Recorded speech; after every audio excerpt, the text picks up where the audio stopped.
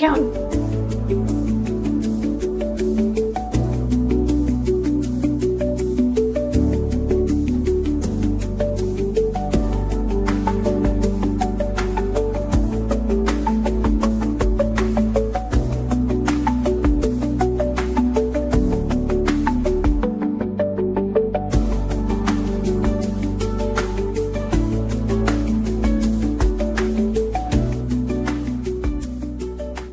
What you doing under there?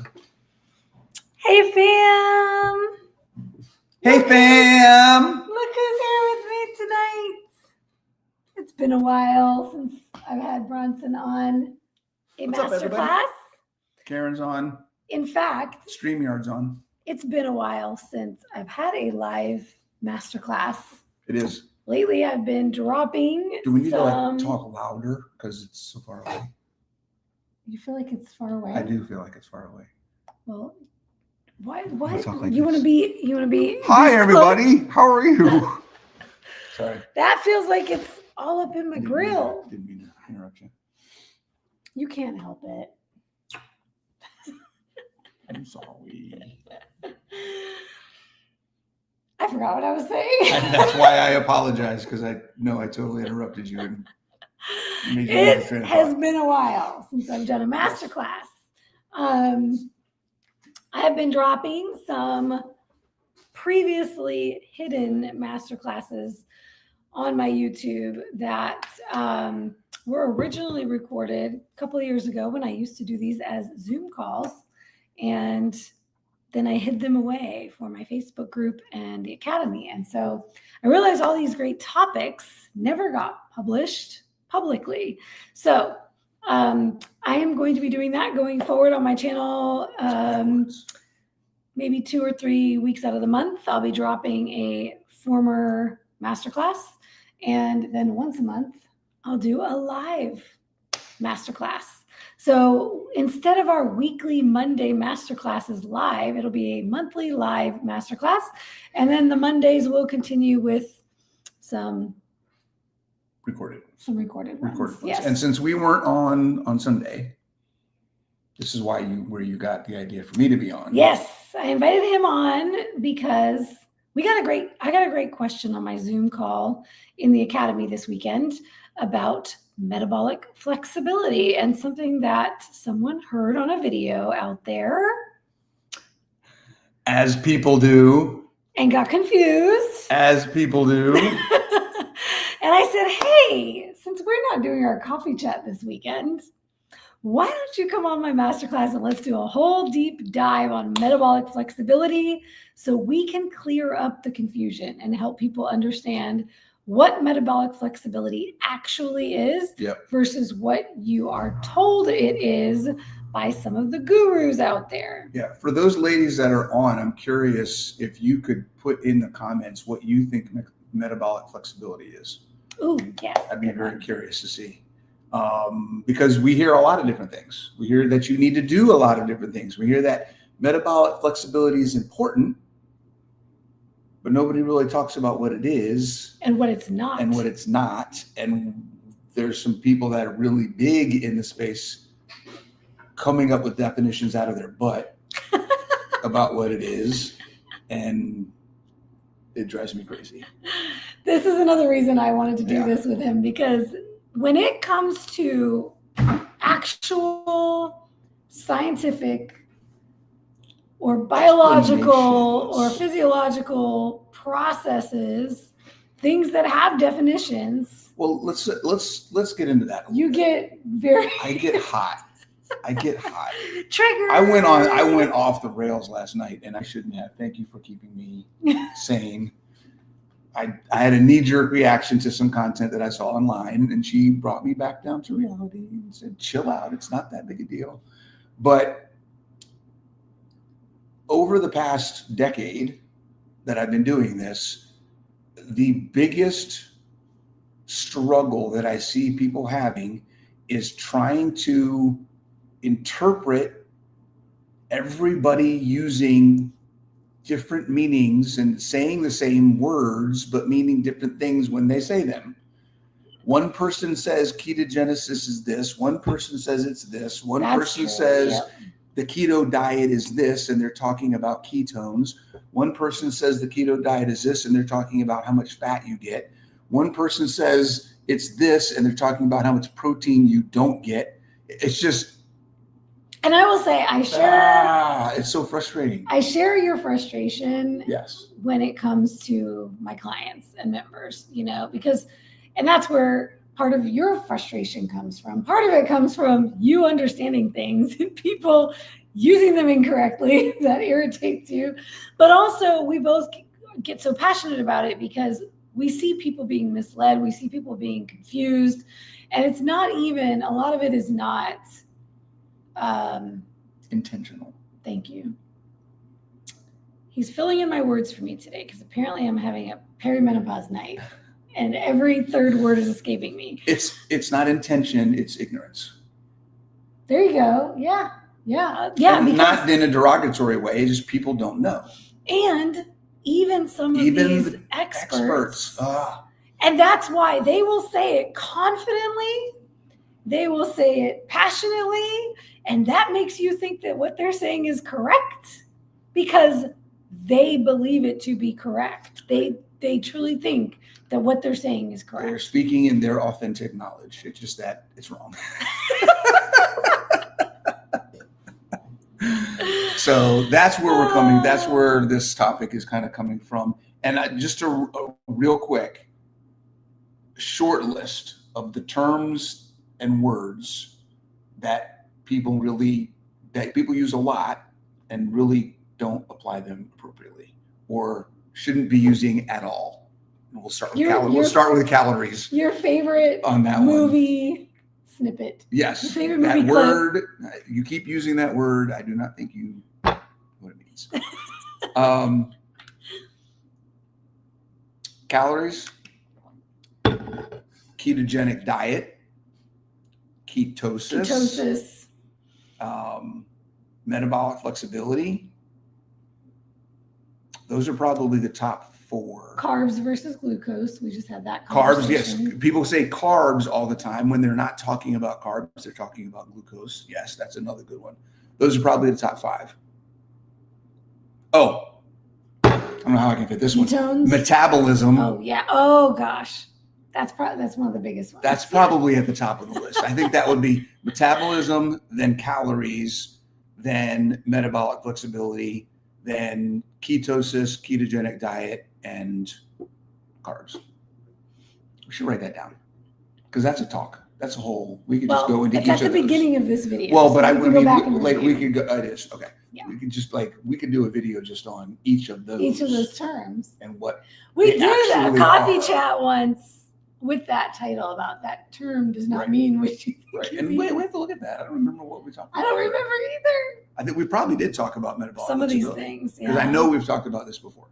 So we have some people who said some things about what they believe. Karen metabolic said calories. flexibility What's is. that? Karen says the ability to switch between energy sources. Yes, that is correct, but not complete. And we'll explain what that means. Why it's Okay. not complete. Ooh, Jennifer says, I've heard you have to fast to be metabolically flexible and vary the fasting length. Interesting. So fasting can improve metabolic flexibility, but it is not required. Yeah. Is it a complex word? Compound word. Compound word. Fasting mimicking. And we'll talk about that too. And I would just say, always be weary of anything that anyone says you have to do. Yeah. Because most of the time, grand majority of the time, that's not true. Most of the time, there's not one way to do something, or you have to do something a very specific way, or else this whole thing isn't going to work. Yep. It's the principle, not the protocol. Woo! Favorite thing. I got to shout out some folks. We've got Aaron on. We've got Jess on. Congrats to Jess Munson, who just won first place in figure at Keto Savages, Rob Sykes' first What was it called? bodybuilding competition. Natural State Savages. That's it, yeah. It was a WNBF sanctioned show, so a natural bodybuilding show. And Jessica crushed it. So proud of you, girlfriend. All right, let's see. We got Karen on. We got Jen Nunez on. Amanda, did you already say Amanda? Yes, I saw Amanda on there somewhere. She says I'm very passionate about something, but she about everything. Oh, about everything. She said about, and yes, he's very passionate about all the things in the world. All the things. All the things in the world. No. Certain things. No. Your butt. Indeed. Okay. I can concur on that. You can confirm. Okay, so metabolic flexibility. Yes. What is it? Let's start with definitions. So metabolic flexibility, the first person that said the ability to switch between energy sources is correct. But let's expand that a little bit. It's not just the ability to switch between energy sources. It is the ability to produce the substrates required to provide energy, period. Okay, so be able to produce fatty acids, be able to produce glucose, be able to produce ketones, to be able to produce lactate. So when we talk about energy substrates, let's talk about that first. There's a lot of things that our bodies burn besides just carbs or fat, because we don't burn carbs. Our body actually, when we're doing energy, when we're talking about energy in the body, we're talking about glucose, fatty acids, ketones, and lactate. Those are the four main things that we're talking about. Ketones and lactate are byproducts of what happens when we burn fat and glucose. So we burn fat, we get ketones, we burn glucose, we get lactate. They can be recycled and be used to create ATP as well. So all four of those are kind of the main four things that we burn. Now, depending on how you want to split hairs, you could say that we really just burn fat and glucose, and then lactate and ketones are excess and they're not primary fuel sources, but they do make up a good percentage, and they are considered when we look at exercise and things like that. We do consider the impact that ketones and lactate have on your available energy, total available energy. So they do play a big part in the big picture of things. Now, you mentioned something some people may not be familiar with. What is ATP? ATP, so adenosine triphosphate, that is what actually creates energy.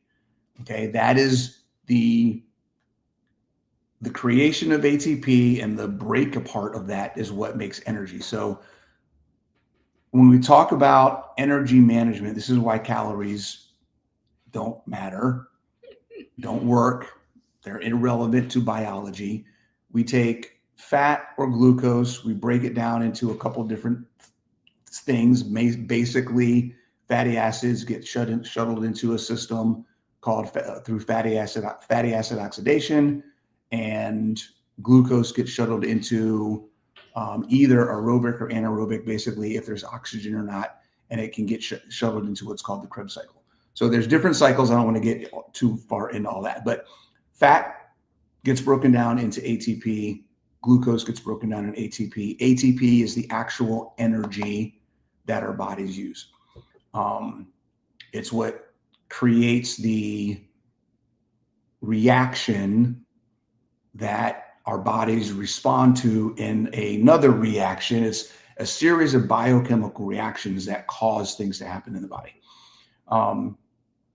None of it produces heat, which is what calories are for. Calories, which is why calories don't do not exist in the body. It's literally calories, just a little, we'll get into this just a little bit. Calories come from the mechanical engineering field when it comes to the manufacture of steam engines in the 1800s. They used calories to determine how hot the engines were getting, right? To determine how much energy it was creating, how fast you could make it go, how much heat could it withstand, all those different things, right? So they took that concept and put it into the body. We aren't steam engines. We are not just throw some coal in or throw something in our mouth and then we produce heat and whatever, right? We don't, the heat that happens in our body is not coming from the calories that we eat, okay? So when we talk about metabolic flexibility and we talk about the energy of our body, the ATP that I use to make my arm, my muscle contract and flex, sometimes my body wants to use fat for that. Sometimes my body wants to use glucose for that. And it has to do with the timing, the intensity, how long I've been doing the exercise, the type of muscle fibers, because there's different muscle fibers. Some muscle fibers are more prone to burn fat.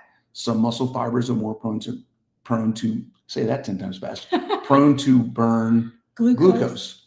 So if I'm lifting heavy for lower reps, I'll be more prone to burn glucose in that work, right? ATP and glucose directly.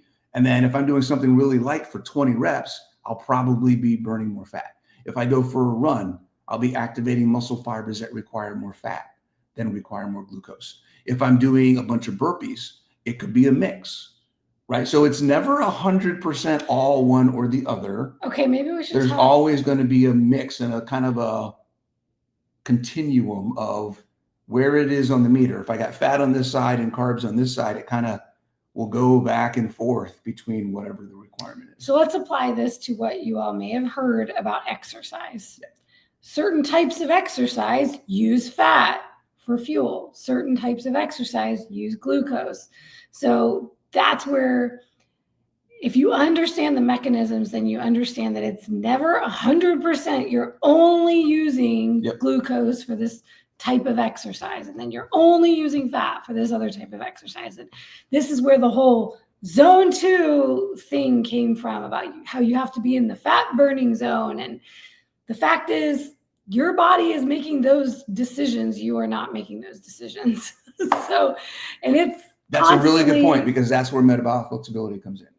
Yes. Your body is making the decisions. What you do, so you can train your body to be more metabolically flexible by the activities you do, and you can change how you eat to improve your metabolic flexibility, right? So when we talk about what metabolic flexibility is, like I said before, it is your body's ability to produce the substrates that it needs, access the substrates that it needs, and utilize the substrates that it needs. Boom. Okay. Based on the activity that you're doing. Produce, access, and utilize. Okay. It's about the total amount of whatever you got available. Can it use it when it needs it? Can it make it when it needs it? Okay. I may need to say this a couple of times. The only nutrition advice that you need to understand from a concept perspective on how nutrition improves metabolic flexibility is the more carbs you eat, the less metabolically flexible you are. I love that. That's the only thing you need to know. That is such a simple way to understand metabolic flexibility. Okay. And here's why. We could get into we could get into oxidative priority. We could get into all the details about these things, but it's real simple, guys. When you eat carbs, they take over. So if you have fat on your body, if you have fat in your food, if you have glycogen stores in your muscles, if you have the storage form of glucose. If you have glucose stored in your muscles, you could have all of the energy substrates, fat, glucose, like lactate, ketones in your body that you need. When you eat carbs, none of them are accessible. The carbs that you eat take over. So cycling in carbs to improve metabolic flexibility isn't a thing. Maybe we haven't even introduced that yet. Well, that's the idea, right? So that was the original inspiration or the question in my group was that a guru was talking about how you have to, once again, keywords. I don't know if he actually said you have to, but I think that is what she heard him say. No, that's what he says. You have to eat more carbs. He recommends once a month. More carbs, yeah. A particular amount in particular, which was interesting, that it has to be so many grams. Which, once a month to keep your body metabolically flexible or to remain metabolically flexible. Meaning, and this is the thing that I've seen others, he's not the only one. I've seen many say this.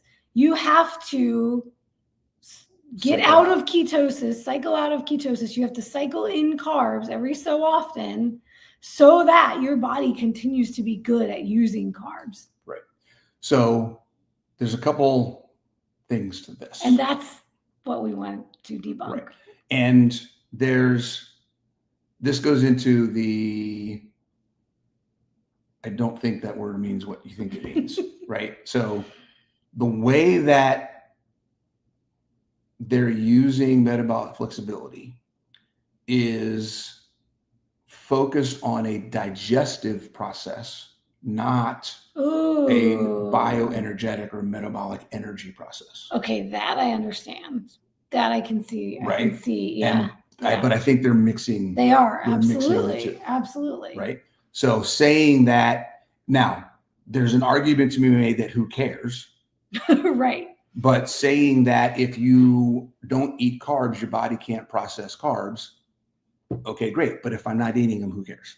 Right. I don't care if my body processes pizza, like if I can eat pizza crust. I don't eat pizza crust. So why do I care if it's efficient at that? It doesn't need to be. Yes, there's a lot. So that's a whole different discussion. Right. There's a lot of, yes, there is the concept, and this is true, that if you stop eating a food, your body will stop producing the Correct. pancreatic enzymes to digest that food. So yes, if you are going on a carnivore diet to heal a particular chronic condition you have, then you may not be able to handle Brussels sprouts in a few months. Right. Which isn't necessarily a bad thing, because handling something isn't thriving through something. Ooh. There's a very different, that's And again, yes, a whole nother and conversation. that whole conversation gets back to the why are you implementing this diet? If it's to heal from something, then you really have to decide, okay, weigh the risks and the benefits here. If I want to heal from this thing, and that means that I can no longer consume this particular food on a regular basis, and when I do consume it, I might have some digestive troubles. If I really want it, then you have to decide. Well, what's most important to me. Here's a thought just to give you guys a little tip. If you eat something after not eating it because you've got health issues or you've had reactions or whatever it may be, and you get a digestive issue from eating it, that's the first sign that you ignored the first time. You didn't know that you were having issues with the food because you were probably brought up eating it as a kid. Your body was adapted to it for years, and you didn't know it was a problem. It's and when you that's part cut of it out. why you do these elimination Correct. diets. If you're eating healthy, animal-based whole foods, minimal processed foods, minimal plant foods, and you introduce a plant food, an option, Brussels sprouts, use that as an example, and it screws you up, it's not because there's something wrong with you. Okay, there's a reason that some plant foods don't work with the human body, and that's not a bad thing. So just keep that in mind. Well, and I think the waters get muddied because people who encourage this concept eat the rainbow, don't cut everything out, you gotta. No, not even that. The people who say to bring these things back in so that you can handle them, or so that your body knows how to use first of all, the body doesn't forget how to use carbs. Okay. That's we're gonna get into that. We're gonna get into that. But I think that the reason it gets muddied is because these people want to eat certain foods and they're justifying it. Yes. Yes. Well, again, words. This is another area that drives me crazy. Your body doesn't know anything. Okay, we talked about this recently. Yeah. Your body responds to the inputs that you give it based on DNA programming. It doesn't have a choice. It doesn't have an opinion. It doesn't have an opinion. It doesn't have knowledge. That whole body wants. There's none of that. My body wants. Okay, there's none of that. Yeah. If you don't eat Brussels sprouts for 50 years and then eat a Brussels sprout, your body will react based on whatever programming it has for when it receives a Brussels sprout. Right? It's going to go, oh, this, I respond with this. It's pre-programmed response. Okay. Now, when we talk about adaptation, and this is funny that we get to this because I had this on another list of things I want to talk about sometime. It's on my list for Sundays. Coffee chats. Understanding programming and adaptation. Adaptation, right? So if we talk about we need to eat a certain way to be more metabolically flexible, getting more metabolically flexible is an adaptation that happens to your body over time. And basically all it means is that you have systems in your body that the more you activate them, the more they are prepared to be activated again. Ooh, I like that. Okay. So it's not that you're training your body, it doesn't forget or remember, or it's not like, I don't even know how to explain. It's not learning anything. Okay. It literally responds. If you, for an example, we'll just use protein and gut health. We'll use your gut. We'll use your digestive system as an example. I think it's an easy way to explain it. Mm-hmm. The more protein, the more red meat you eat, the more upregulated your pancreas is at creating protease. The more enzymes your body creates to digest protein. If you stop eating red meat, then your body downregulates the creation of protease. So it's not as efficient at digesting red meat. And it's not that it forgot how to digest red meat. You haven't stimulated that system enough frequently in order for it to be efficient. And stomach acid. Stomach acid is another one. In fact, the reason why the grand majority of the population has low stomach acid is because of low protein intake over a long period of time. Yeah.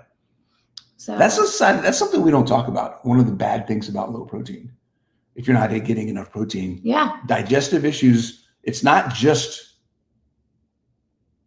some of your issues aren't because of low protein and the impact of protein. It's because of low protein and not being able to digest anything, because all your gut stuff is messed up because you're not getting the protein. And if you, and that's, the key there is that you created that. Yeah.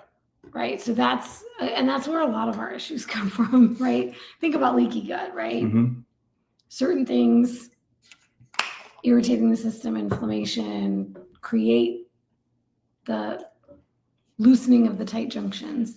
So a lot of these conditions were either created or exacerbated by diet. So when we change our diet, we can heal from them, at least to a certain degree.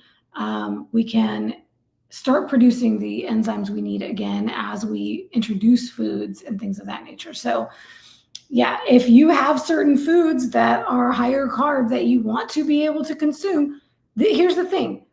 Yes, our body doesn't choose. Our body doesn't have opinions, but we do. We have human intellect. We have a prefrontal cortex. We have opinions, and we have all of that gets to go into your decision making in terms of what you want to do for your diet.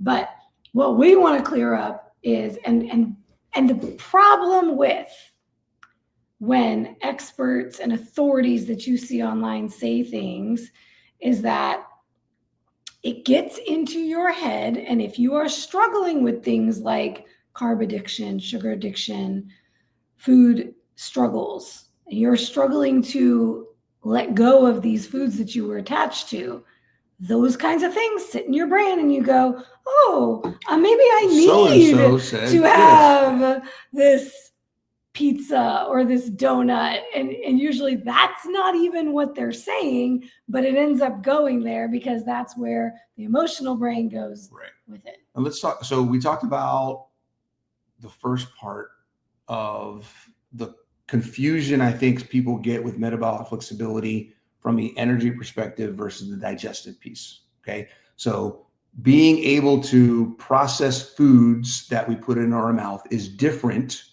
than your body being able to manage and switch between fuels inside of itself. Okay. The order the order with which our body prioritizes internal energy, okay, is that for some work, if I'm doing lightweight, high reps, it's going to prioritize fat. If I'm doing high intensity things or lifting heavy, it's going to prioritize glucose. That's the basic. There's a crossover and there's some other stuff, but that's the basics. When I eat carbs, those carbs go to my bloodstream. They take over everything. So even if I'm doing stuff that normally would prioritize fat, we have what we call metabolic tests. We have a metabolic cart we can put on people, and we do all the tests, and we can see, right? We can see how much glucose they're burning, how much fat they're burning, things like that. If someone eats some carbs before a certain exercise that would normally target fat, their fat oxidation goes down. Because they have to burn those carbs more. They have to take priority. They have to get that out of their blood. That's the oxidative priority. That's the oxidative priority part. So whenever you ingest carbs, and we're talking just energy right now, whenever you ingest carbs, the carbs take priority. Now, that is a great example of this, and this hit me a couple months ago. Bodybuilders who are cutting, going into a caloric deficit, a food intake deficit, who then complain about not being able to work out because they have no energy, isn't because they're not getting carbs, because they're supplementing. If I don't work out, I gotta take my, if I don't take my carbs, I can't work out. So they take their pre-workout, they take their carb snacks in between their workouts, they eat their carbs after the workout so they have energy. Now here's the thing, here's why they have to keep doing that. Because they keep doing that. Okay? If they went into their food intake deficit and just let it happen without cutting fat so low, they would have the energy that they needed to, because here's the deal. Your muscles store fat, your muscles store glucose. If I'm dumping in carbs into my mouth all of the time, I never force the process of accessing my internal storage to get efficient at that. So bodybuilders who are cutting are essentially going through keto flu constantly and then messing it up because they keep putting carbs in their mouth. They're never giving themselves a chance to adapt. That's literally what it is. They're doing keto backwards, essentially, right? So it's about availability of energy substrates. Again, fat and glucose. So if I'm eating low carb and I'm eating moderate or high fat, or if I have a lot of body fat on my body, this is another aspect of this metabolic flexibility that I wanted to talk about. I think I mentioned it to you the other day. I've never met anyone who was overly lean who had any health problems if they were eating enough fat. Mm-hmm.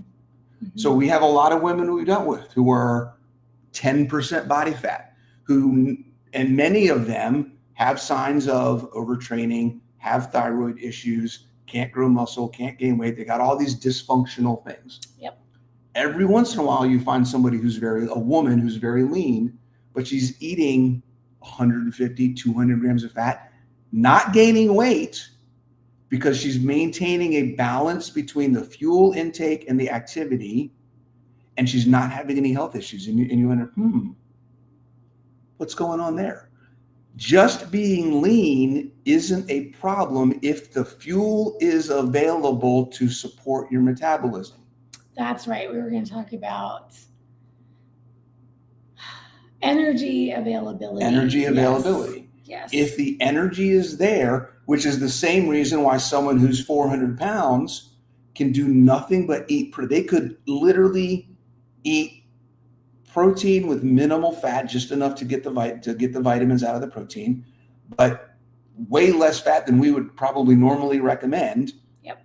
and go for who knows how long and be fine. And that's The guy, the Barberi, the guy who fasted for a year, all he did was eat yeast pills and take multivitamins for a year. And he lost like 300 pounds. But he was perfectly healthy the entire time. He had 400 pounds of energy on his body. It was available. He got really good at accessing it. We should talk about, why do some people say that you have to fast to become metabolic? Because it's flexible? the exact same thing as cutting out carbs.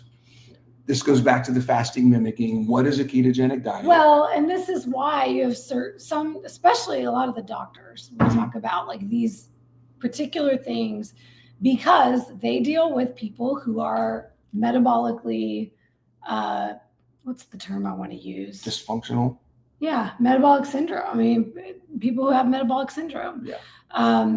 So they have the energy on their bodies, but they are having a hard time accessing it. Sure. When you're in that situation, for certain people, fasting could be that thing that gets them over the hump, that gets them to be able to access that fat. There's a whole bunch of other things that get into the different contexts of where you are and who you're talking to. So and if this you have is somebody why who's, we always talk about context is so important. Right. Because if you are a healthy, normal weight, small female, and you're taking that advice, that's advice for someone who's morbidly obese. Yeah.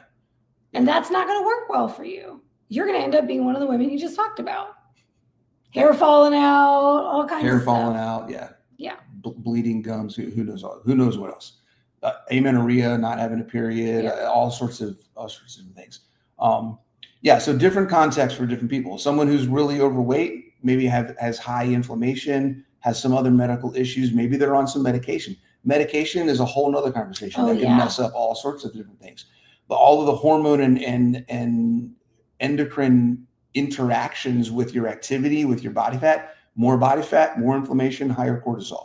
It's going to be harder to lose weight, which is where you get into some of these things like, hey, maybe you need PSMF, maybe you need intermittent fasting, maybe you need long-term fasting. There's things that you need to do to kind of trigger, because here's the deal. I would put money that anybody who's at any point in time in weight, okay, if you gave it long enough of a ketogenic diet that was adequate protein, adequate fat, okay, eventually they would start losing weight. Yes.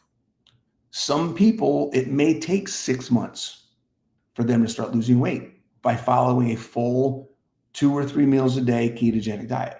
But if I can give them a 2 meal a day and then maybe a day a week of nothing, right, to help that process of, hey, I'm not getting any energy in for 24 hours. I have to get better at using it from my body, right? But also 6 days a week, I'm getting the energy, I'm getting the nutrition that I need. So there's no nutrition Well, and this is where all the different This is where all these different come from.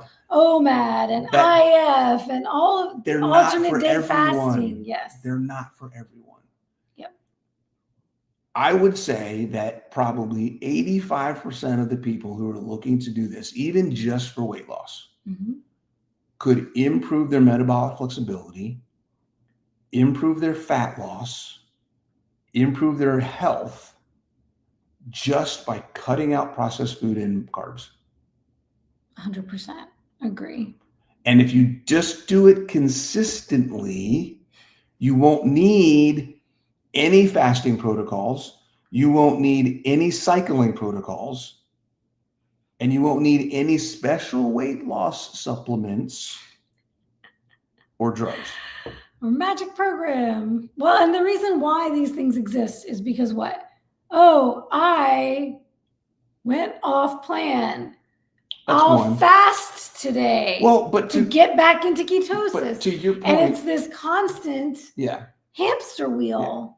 Yeah. But if you had been consistent, you wouldn't need to do all these extra things. It's a weird matrix from your point, what you said earlier, there are dozens, if not more, experts who have figured out a way that works for their population. And then they've talked about, this is what we do. This is what we do. This is what we do. This is what I do. This is what I did. This is what so-and-so did. This is what, right? So we have, and they're all working for a context, for a subset, for an individual group, for an individual person, right? Within the scope of a program, whatever it may be. So it doesn't mean it's the prescription for everyone. The principle that will work for everyone is reduce your carbs and improve your metabolic flexibility. Yeah. Okay. Yes, we should not be in ketosis 24/7. If you're getting adequate protein, if you're exercising, you won't be. So you don't need to eat carbs to do that.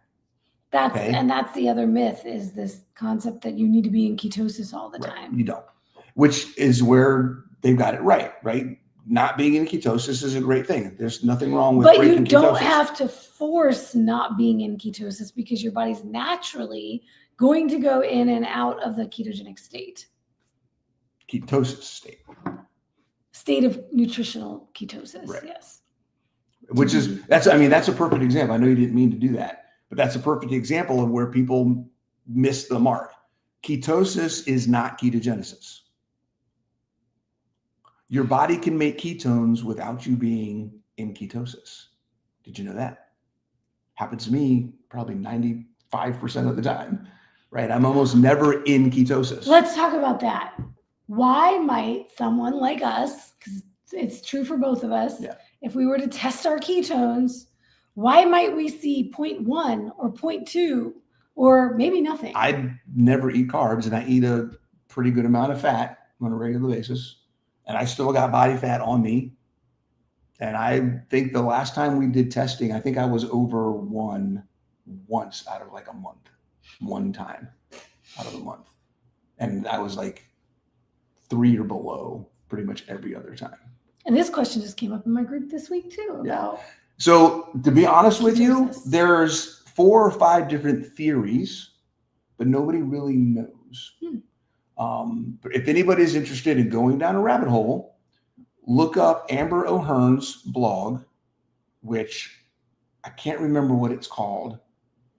Something about eat fat or something like that. I can't, it's Amber O'Hearn. Does anybody know Amber O'Hearn's blog? She has 2 articles that are specifically written to review the data, review the research, and kind of walk through why we think people who are long-term ketoers, people who follow a ketogenic diet long-term, end up eventually not being in ketosis as often.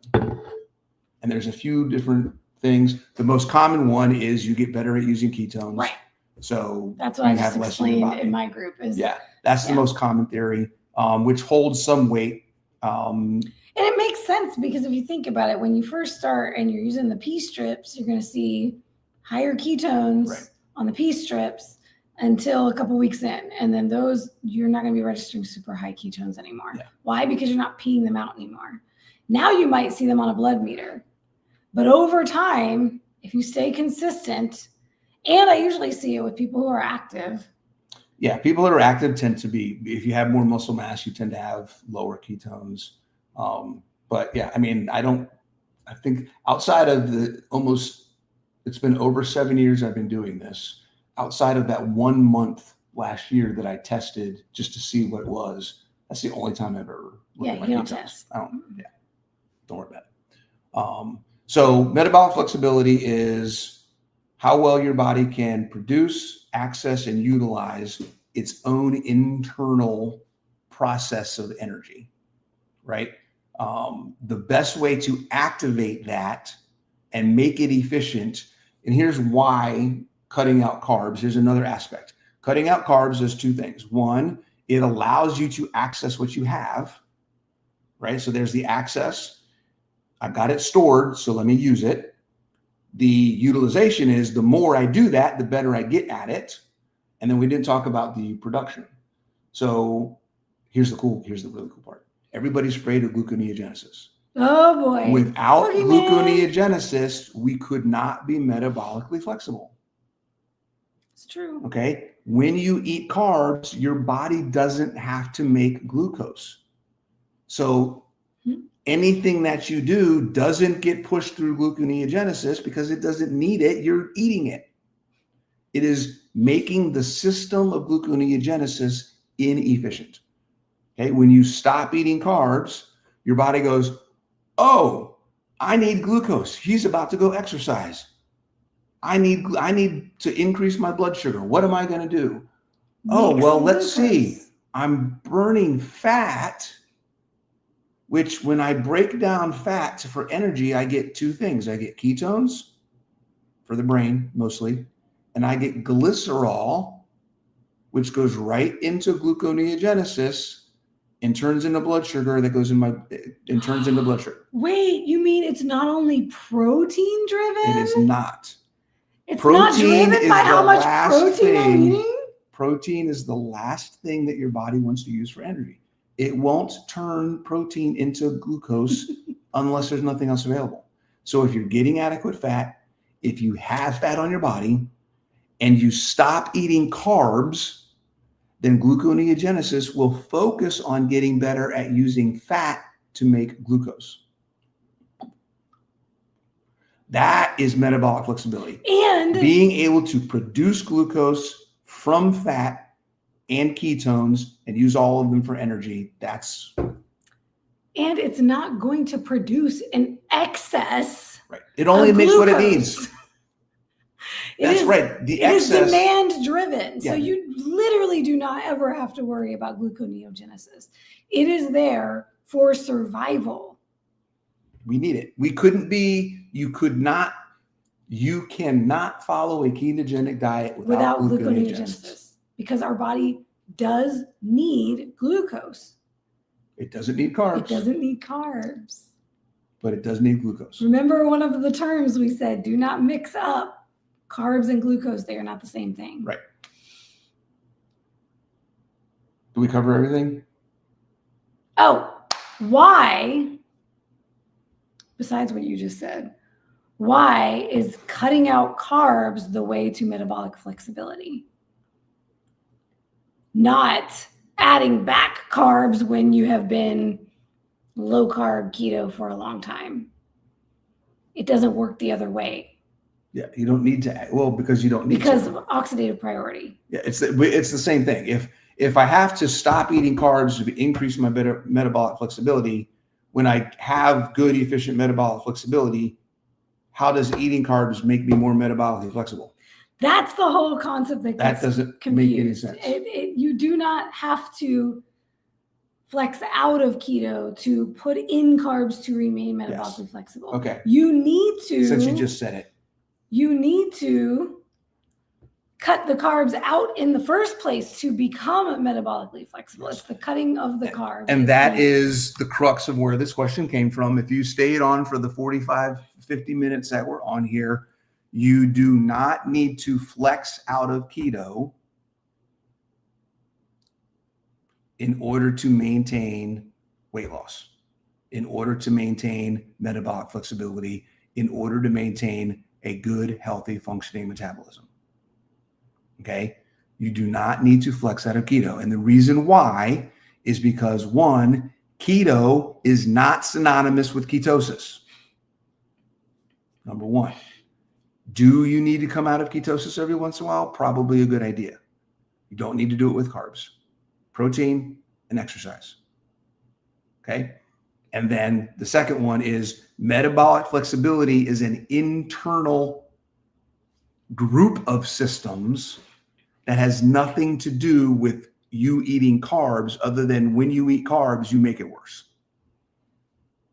Because you're not requiring your body to find another fuel source. The only way to make your body better is to make your body do the work. And when you eat carbs, your body's not doing the work. That's a really good way of putting it. Yeah.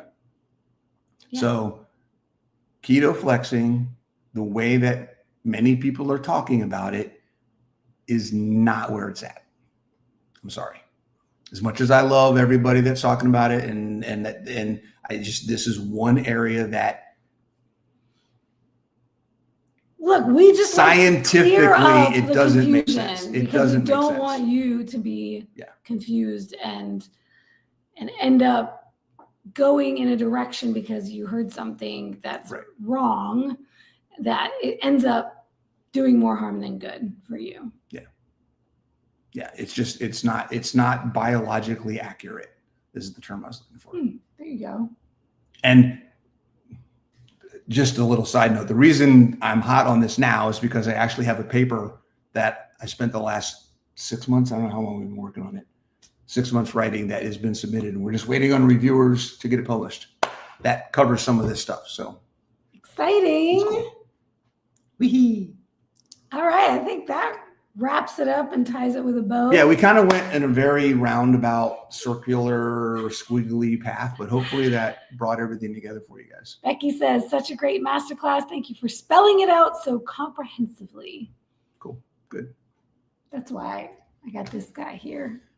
Sometimes I'm scatterbrained. When we want to dive deep. Dive deep. It's hard for me to sometimes think about these things and how I'm going to explain them without Getting too nerdy. too crazy. Yeah. Karen liked it too. Great masterclass. And she says, you can't trick your body. That's right. You can't. Indeed. That's you can trick your mind, but you can't trick your body. And we need to trick our minds a lot of the time. Yeah. Because our low limbic brain Your is body always trying to trick us all the time. Your body, how can we say this? Your body doesn't care how you feel. And your body doesn't have feelings. Yeah. Your body has sensations. Your body is oblivious. It doesn't have feelings. Your body doesn't has have no emotions. awareness. So it's your body doesn't have intellect. Your body Yeah. doesn't have emotions. None of it. It's literally a computer. And are you typing a story or are you just putting in a bunch of gibberish? Ooh. I like that. We had a whole coffee chat about inputs and outputs. I forget what we called that. Do you remember what we called that about your body?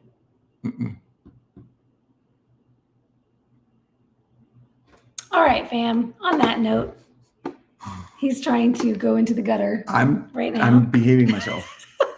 You are. Good for you. I gotta go do cardio. It's cardio time. My name's not cardio. See? On that note, good night, guys. See you next week. Oh my God. Oh wait, I have to end the stream. End the stream. Bye bye.